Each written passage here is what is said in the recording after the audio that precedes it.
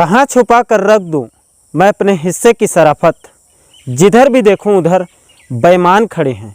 क्या खूब तरक्की कर रहा है देश मेरा। खेतों में बिल्डर और सड़कों पे किसान खड़े हैं।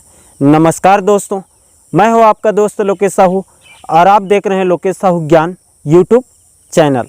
हमारे देश में तो किसानों पर राजनीति तो सब नेता करते हैं, लेकिन आजकल के किसान नेताओं की सोच तो केवल राज्यसभा के पद या फिर विधायक के टिकट या किसी मंत्री पद तक सीमित रह जाती है। बर्बाद किसान समझ ही नहीं पा रहा है कि क्या किया जाए।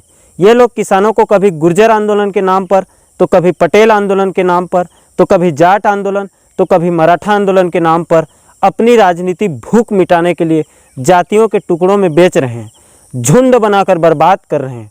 और जिन नेताओं ने वाकई किसानों और मजदूरों की बेहतरी उन्नति के लिए काम किया, उन सब के नाम तो उंगलियों में गिने जा सकते हैं। लेकिन आज मैं आपको एक ऐसे किसान नेता की कहानी सुनाने जा रहा हूँ जिसने कभी चुनाव ही नहीं लड़ा। वो कभी सरकारों के पास भी नहीं जाता था, बल्कि सरकार खुद चलकर उसके पास आती थी।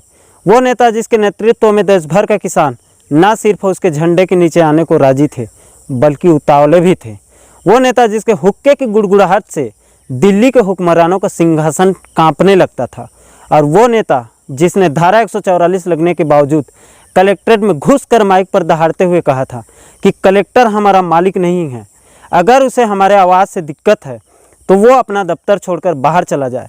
शेर की तरह दहाड़ने वाला और किसानों के हित के लिए किसी पत्थर की चट्टान की तरह खड़ा रहने वाला ये आदमी बाबा महेंद्र सिंह टिकैत था। आज कहानी साल 1935 में मुजफ्फरनगर के सिसौली में जन्मे देश के सबसे धाकड़ किसान नेता चौधरी महेंद्र सिंह टिकैत की करेंगे, जिन्हें लोग प्यार से और उनके सम्मान में बाबा टिकैत भी कहते थे। तो क्या है चौधरी महेंद्र सिंह टिकैत से बाबा टिकैत बनने के पीछे की कहानी, आइए जानते हैं। चौधरी महेंद्र सिंह टिकैत का पूरा जीवन ग्रामीणों और किसानों को संगठित करने में, उन्हें एक करने में बिता दिया। सन 1946 में भारतीय किसान यूनियंस की नींव बाबा टिकैत ने ही रखी थी और तब से लेकर आज तक, जब तक वो जिंदा रहे, मतलब उनकी आखिरी सांस तक, उनका प्रयास सिर्फ यही रहा कि किसान संगठन एक अराजनीतिक संगठन बना रहे। बाबा टिकैत के आंदोलन की शुरुआत करमुखेड़ा बिजली घर से बिजली की स्थानीय मुद्दे से शुरू हुई थी। इस आंदोलन में किसान एकता और संगठन की शक्ति देखकर पूरे देश में यह आंदोलन चर्चा का विषय बन गया था। चौधरी साहब ने 24 दिनों तक कमिश्नरी का घेराव किया। इस किसान आंदोलन ने बाबा टिकैत को विश्व पटल पर लाकर खड़ा कर दिया। सिर्फ भारतीय ही नहीं, बल्कि दुनिया भर में इस आंदोलन की लहर फैल गई। इस आंदोलन के बाद चौधरी महेंद्र सिंह टिकैत ने कभी पीछे मुड़कर नहीं देखा। वो लगातार किसानों के हक की लड़ाई पूरे दमखम के साथ लड़ते रहे। एक वक्त ऐसा भी आया कि चौधरी साहब के आंदोलन से तत्कालीन कांग्रेस सरकार की जड़ें हिल गई थी। 1988 का वो दौर था। बात दिल्ली के वोट क्लब की है। 25 अक्टूबर वो तारीख थी। एक बड़ी किसान महापंचायत बुलाई गई। आप इस पंचायत की विशालता का अंदाज़ा इस बात से लगा सकते हैं कि इसमें 14 राज्यों से लगभग 5 लाख किसान पहुँचे थे। दिल्ली के विजय चौक से लेकर इंडिया गेट तक किसान ठसाठस भर गए। दिल्ली को पूरी तरह से किसानों ने अपने कब्जे में ले रखा था। पुलिस की तरफ से किसानों को रोकने की बहुत कोशिश की गई। गोलियां भी चली, जिसमें 2 किसान मारे भी गए। और फिर किसानों का आंदोलन भड़ककर विकराल हो गया। आंदोलन मात्र 7 दिनों तक चला था, लेकिन इस आंदोलन का इतना व्यापक प्रभाव था कि उस समय के तात्कालिक कांग्रेस सरकार की जड़ें हिल गई थी और बाबा टिकैत के आगे सरकार को झुकना पड़ा था।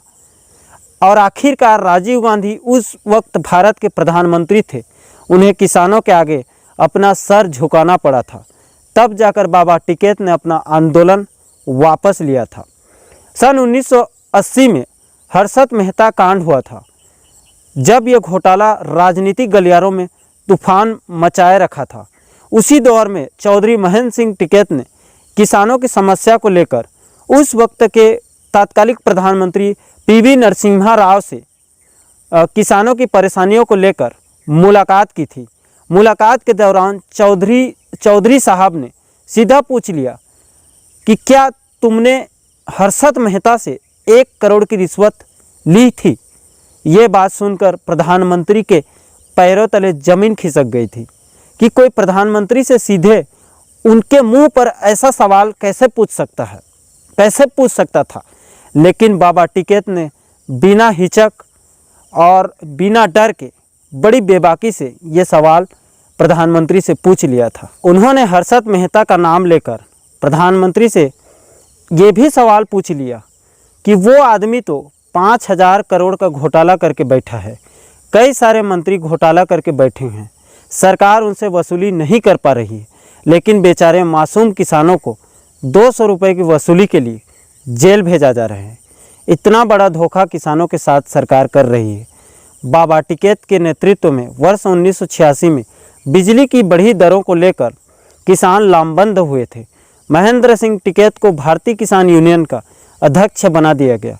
आंदोलन का ऐसा असर कि उत्तर प्रदेश के तत्कालीन मुख्यमंत्री वीर बहादुर सिंह को सिसोली खुद चलकर आकर किसानों से बात करनी पड़ी।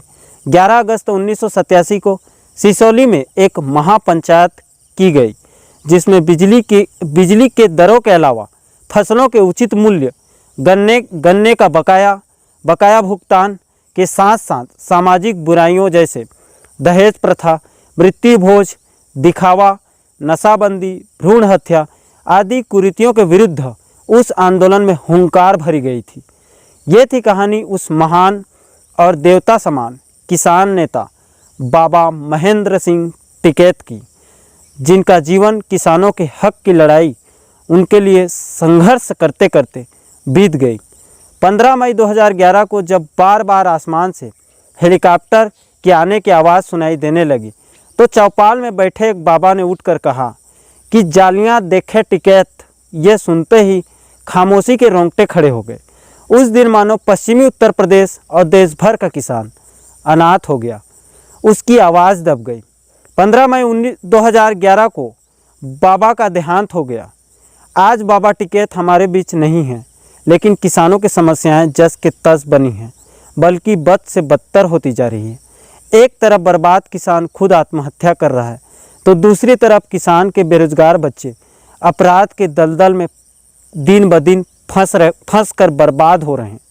किसानी फसलों और नस्लों को बर्बाद करने के लिए राजनेताओं और सरमाएदारों के गठजोड़ से पैदा हुए तस्कर किसानों के बच्चों को नशे की आग में धकेल रहे हैं। और अब समय आ गया है कि किसान कौम के जुझारू और ईमानदार युवाओं को आगे आना होगा, नहीं तो बाबा टिकैत की बरसी पर नमन करके उनके आँखों से खत्म होते किसान और ख़त्म होती किसानियत को देखने के अलावा कुछ नहीं बचेगा। किसान कौम के सभी युवाओं को मेरी तरफ से हाथ जोड़कर अपील है कि आपसी द्वंद्व और विरोध को भूलकर अपने वजूद की लड़ाई का भार अपने कंधों पर उठाइए।